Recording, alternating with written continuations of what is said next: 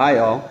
Patricia and I come to Bangkok fully equipped. We're getting used to having all the technology that we would enjoy in the West, and we can access everything right here in our condo.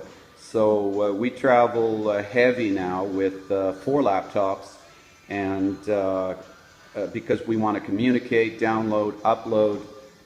We've got Hulu, we've got Fongo, we've got voice over internet protocol, and it all starts, of course, with the equipment that you bring with you, and beginning right at the airport, you're going to stop at a national phone carrier kiosk and pick up your free tourist SIM cards for your cell phone. And that gives you enough free minutes to make it to a mall kiosk where you can buy more minutes. It's really, really simple to do. So as you see, I like my Texas music, and I'm streaming KHYI 95.3 out of Dallas, Fort Worth, Texas. Can't do without my Red Dirt music.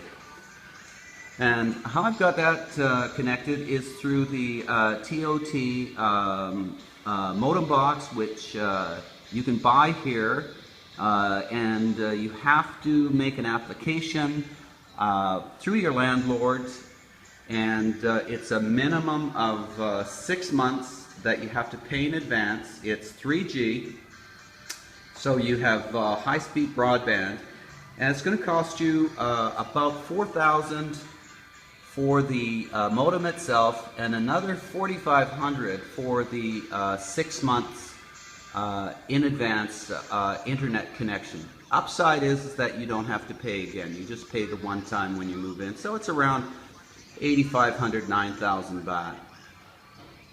And that gives you all the wireless bandwidth that you need. Now, moving across the room into Patricia's area of expertise. She's got all the TV, news, international IP access that you need to watch all your favorite movies and shows and that on your big screen TV in your condo in Bangkok. So it really makes it just like home. You don't have to miss anything, whichever country you're from. You get your news, you get your information, you do your investments, your banking, and all your communication easily. So I'll hand it over to Patricia, and she'll tell you what she's up to. Hey guys. Yeah, so I did some research before I came to Bangkok. That's a good thing for you guys to do. You'll have access to a lot more information when you're back in your home country.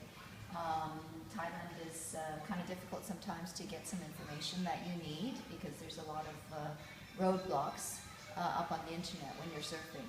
So what I found out through the research is that when you're traveling, it doesn't matter if you're traveling Bangkok or Thailand or any other country, what you can do is you can go online and you can Google ghost IP or hide my IP or anything related to that, and you'll come up with a few sites, a few hits that will tell you how you can simulate a US-based, a German-based, Canadian-based, any country in the world IP that will allow you to access your home country's content that you're used to seeing.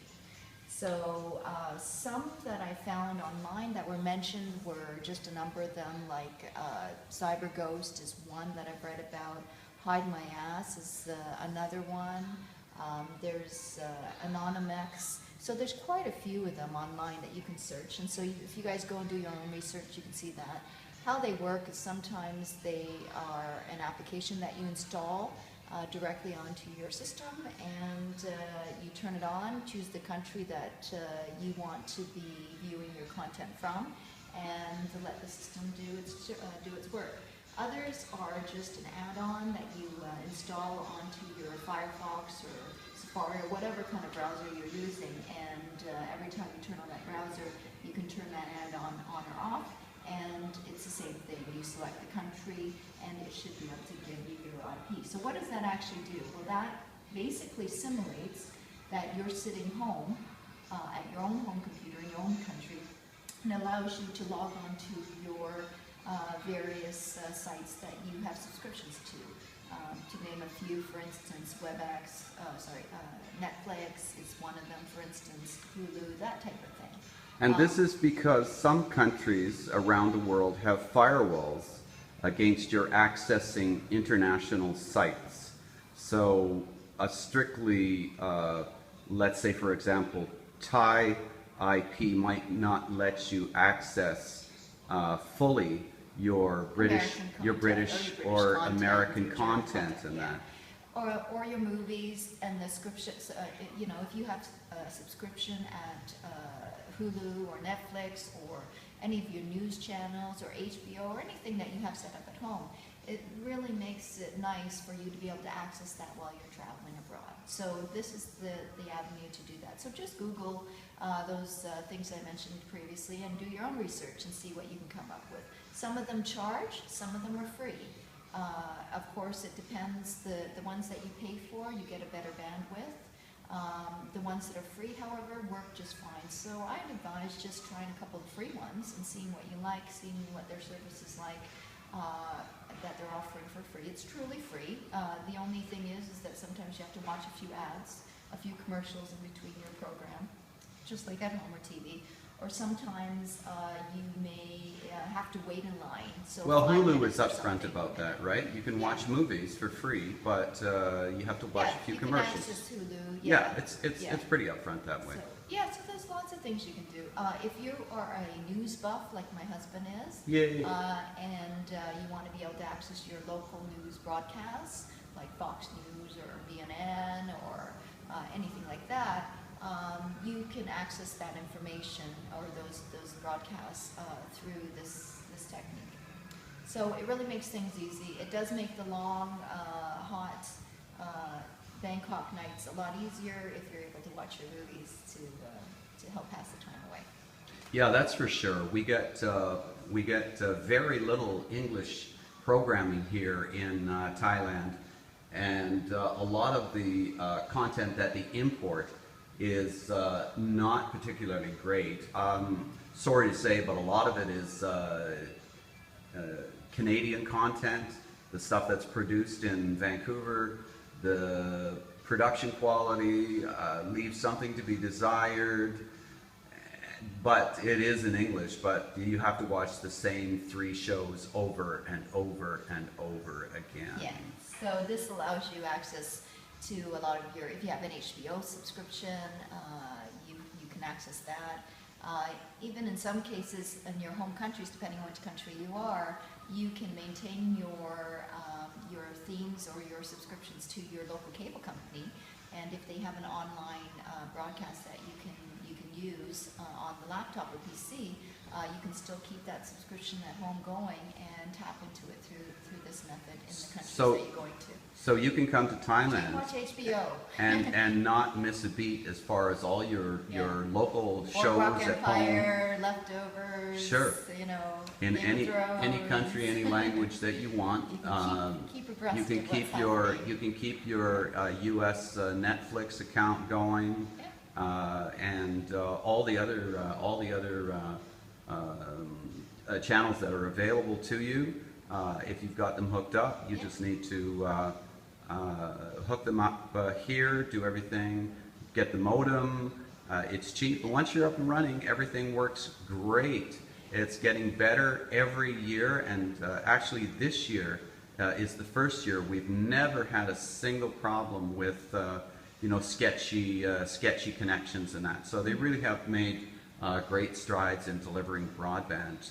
So Patricia, I noticed that you've got your telephone systems all up and running, and I mentioned a little bit about the True Cards picked up at the airport. Do you want to talk about your free internet phone technology.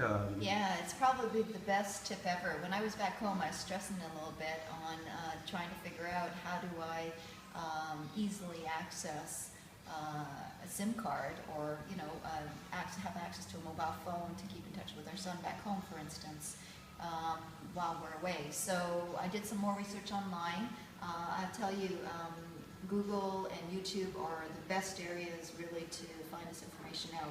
But anyways, what I found out is that at least in Bangkok, you can fly into Bangkok, and in the arrival floor of Bangkok, they usually have kiosks for most of the popular carriers here. That's on the second floor, the main floor, as soon as you get out of customs. No, it's on the floor, so as soon as you get, so as soon as you get out of customs, it's on the same floor, it's on the arrival floor.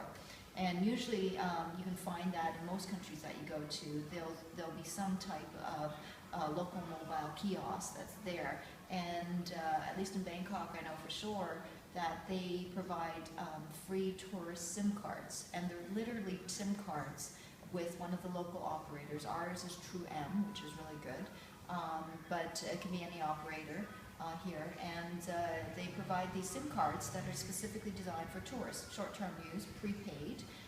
The cards, when you pick them up, you can get them at the kiosk. Sometimes they keep them underneath the counter, and you just grab them, as many as you want. Sometimes they hand them out. Anyways, I grabbed a couple on the way in because we have two phones. So and what you do is you plug them into your phone. If you've got a world phone, if you've got any kind of smartphone, yeah, it has to be unlocked. Yeah, it has to be the local band, so either GSM or CDM, whatever. Do some research before you go to the country. Find out what is the local frequency in the country you're at. Make sure you bring that type of phone with you. Yeah. I usually bring both just in case. I do. If you ever have the opportunity to invest in a world phone, which is basically a phone that allows you multiple frequencies. Yeah, we've got a couple of Nokia phones and iPhones work and a couple of iPhones. Yeah, so Android phones, Samsungs, any type of thing like that. So you just slide the card in, and True just updated our system. We could use it right away, and even set our clocks to Bangkok time. So it's really, really convenient. Yeah, you just plug it in. Yep. The cards usually give you a couple minutes free initially to allow you to get set up. Maybe 5 minutes free talk time.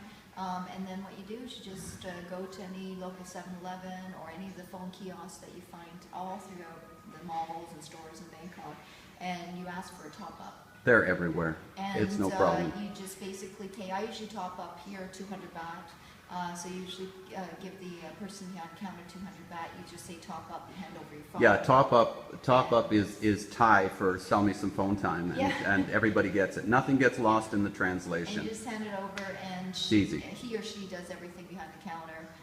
And what usually happens is you pay the money. They do the top up into your phone. They do the text SMS. You will get a text confirmation back that gives you your amount. They'll show it to you that's your balance on your phone, and off to the races you go. You can call as much as you want. You can also do data on them. So there's lots of different options here. So if you have an iPhone, or even if you have an iPad and you want to be able to get data and stream or download, surf while you're on the road, for instance, you might be lost and you want to do GPS or Google Maps, you can do that through your data. So do you want to talk about the other sites or the other phone VoIP connections, or do you want to save that for another segment? Yeah, let's save that for another segment. All right. So to end this segment, I'll put a couple of bits of information, maybe some links down below in the description for this video to give you a head start maybe in some of your research on where you can start looking for IP-related information. And feel free to leave us a comment. If you have any questions, we'd be happy to answer them. And please subscribe. Oh yes, and like us if you like this video. Yeah, that would be great. We'd appreciate it. Okay. All right. So until next time, guys. Thanks, everyone. Bye. Hope that helps. Bye.